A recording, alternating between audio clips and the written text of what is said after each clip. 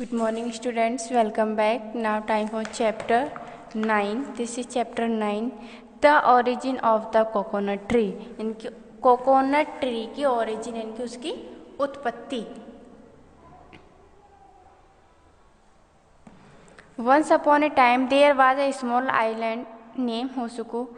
एक समय की बात है, एक छोटा आइलैंड था जिसका नाम था होसुकू. A beautiful lake with crystal clear water was situated in the middle of the island. And वहाँ पर एक खूबसूरत सी लेक थी जिसमें क्रिस्टल थे और उसका पानी एकदम साफ था, और जो कि आइलैंड के मिडिल पर थी वो lake. There was a small hut beside the lake where lived a little girl with her parents. Her name was Tania. And उस लेक के पास ही एक स्मॉल गर्ल थी जो कि अपने पेरेंट्स के साथ वहाँ पर रहती थी. लेक के पास उसका एक हट था. Tania was fond of swimming. She love to swim in the clear water of the lake all day long. Tania को स्विमिंग बहुत ज़्यादा पसंद थी, इसलिए तानिया पूरा दिन वहाँ पर स्विम करती रहती थी, लेक में स्विम करती थी. One day she was swimming in the lake as usual. Suddenly she felt something passing by touching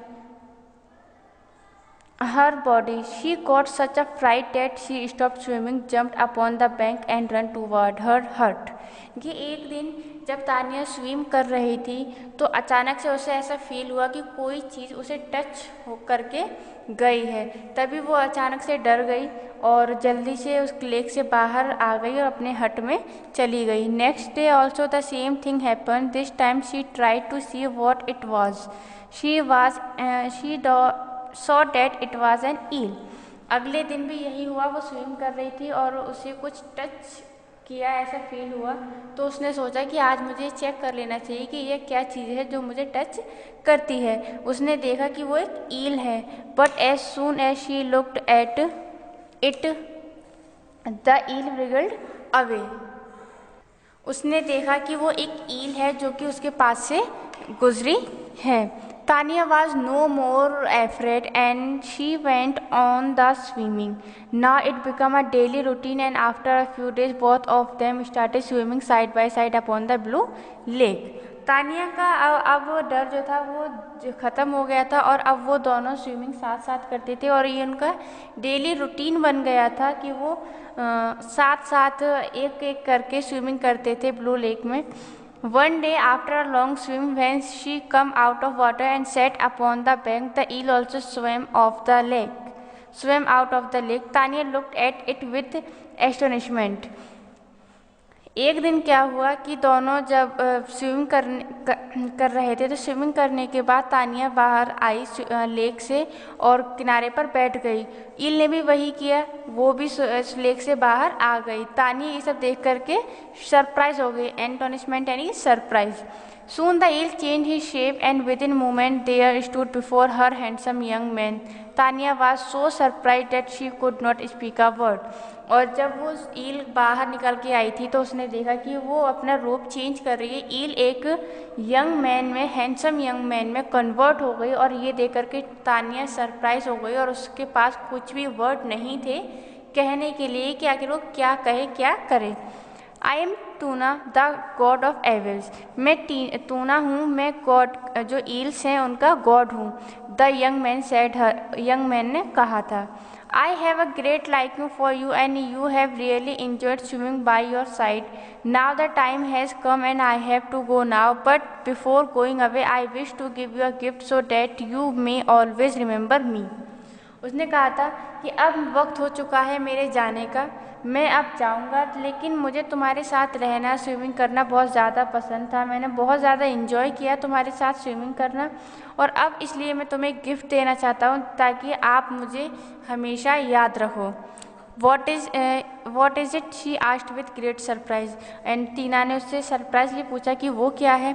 you will see it yourself. He replied with a smile. But you have to do as I tell you. उसने कहा वो तुम खुद ब खुद अपने आप देख लोगी, लेकिन तुम वैसा ही करना जैसा मैं तुमसे कहूँ. Unsuccessfully she urged him to go on. वो नर्वस हो गई. जो टीना थी वो नर्वस हो गई. उसने बोला ठीक है मैं वही करूँगी. Tomorrow I had come to your hut in the form of eel. He said, उसने कहा कल मैं तुम्हारे पास आऊँगा, तुम्हारी हट में आऊँगा और ईल के फॉर्म में आऊँगा, and you have to cut off my head, और तुम्हें मेरा सर कट करना होगा। I mean the eel's head, मेरा मतलब है कि जो ईल का हेड होगा वो कट करना होगा। Then you should bury it near your hut, saying so he divided into the lake and vanished, he dived into the lake and vanished. उसने क्या कहा कि तुम्हें जो मेरा हेड, तुम ईल का हेड कट करोगी, उसे अपने हट के पास ज़मीन के अंदर गा देना। और इतना कह करके वो लेक में चली गई ईल। जो यंग मैन था एज अ ईल वो लेक में चला गया और गायब हो गया।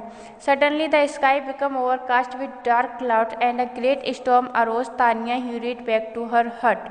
अचानक से क्या हुआ कि जो स्काई थी वो बहुत ज़्यादा, जो स्काई के जो बादल थे वो डार्क हो गए, काले हो गए, तूफान आने लग गया, बहुत तेज़ हवाएं चलने लग गई। ये सब देख करके तानिया बहुत ज़्यादा डर गई और वो हट में वापस चली गई। Next morning Tania saw an eel swimming up to the hut. अगले दिन जो तानिया थी वो देख रही थी ईल को। The eel reach the door step and placed it head upon it, और ईल जो है उसके डोर पर पहुंच गई और अपना सर उसके आगे रख दिया। The eels I seem to implore her, don't hesitate, don't delay, do as I bade you please. Eel ने कहा कि प्लीज़ तुम घबराओ मत, हेजिटेशन मत करो, तुमसे जैसा मैंने कहा है तुम वैसा ही करो। Then Tania went in picked up an axe, Tania गई और एक्स लेकर के आई। Then she hacked off it head with one sharp blow and buried it behind the hut, और तानिया ने वैसा ही करा जैसा उस ईल ने यंग मैन ने करने को कहा था, और उसके हेड को अपने हट के पास ज़मीन में गा दिया। At once the rain stopped, the storm abated and the sun came out from behind the clouds, और तभी अचानक से क्या हुआ कि बारिश बंद हो गई, हवा भी बंद हो गई और सूरज बादलों के पीछे से बाहर आ गया और स्काई क्लियर हो गई। After a few days she noticed a sapling grow at the spot where she had buried the eel's head. कुछ दिन बाद क्या हुआ कि उसने देखा कि वहाँ से कुछ, जहाँ पर उसने हेड डाला था वहाँ पर कुछ ग्रो कर रहा है। Gradually it grew into a tall and magnificent coconut tree. अब कुछ दिन बाद क्या हुआ कि वो जहाँ पर उसने वो ब्यूरिड किया था उसके हेड को, ईल के हेड को, वहाँ पर एक कोकोनट ट्री आ गया। It sweat majestically when the wind blew hard and sang through the leaves. Its sweet milky water was refreshing and wonderful to taste. And वहाँ पर क्या था, वो जो ट्री था बहुत ही ज़्यादा खूबसूरत था, अच्छा था, हवा चल रही थी और जो लीव्स हैं वो गा रही थी, यानी कि एक दूसरे से जब लीव टकराती हैं तो साउंड आता है, वो बहुत ही स्वीट साउंड आ रहा था। And when the fiber covering the fruit is removed, one can still see on it features resembling the face and eye of an eel. And उसका जो पार्ट था, जो कोकोनट ट्री के जो पार्ट था, वो जब कोकोनट को तानिया देखती तो उसे बहुत ज़्यादा रिफ्रेश फील होता था, यानी कि उसे एक नई एनर्जी देता था। वो कोकोनट ट्री जो कि ईल के हेड से ग्रो हुआ था, और इसीलिए वो हमेशा उस ट्री को देखती थी, उसे हमेशा उससे ईल की याद आती थी, उस टाइम की स्विमिंग याद आती थी जब वो ईल के साथ स्विम करा करती थी। और उसको, और उसके जो ऐसा लगता था जैसे पूरा एक फेस बना हुआ कोकोनट ट्री पर, और जो चमकदार हैं वो कहते आँखों की तरह चमक रहे हैं। उसका जो आई जो चमक रही हैं वो ईल की आई हैं, और उन्हीं आई से ईल मुझे देखती है। So your chapter is complete.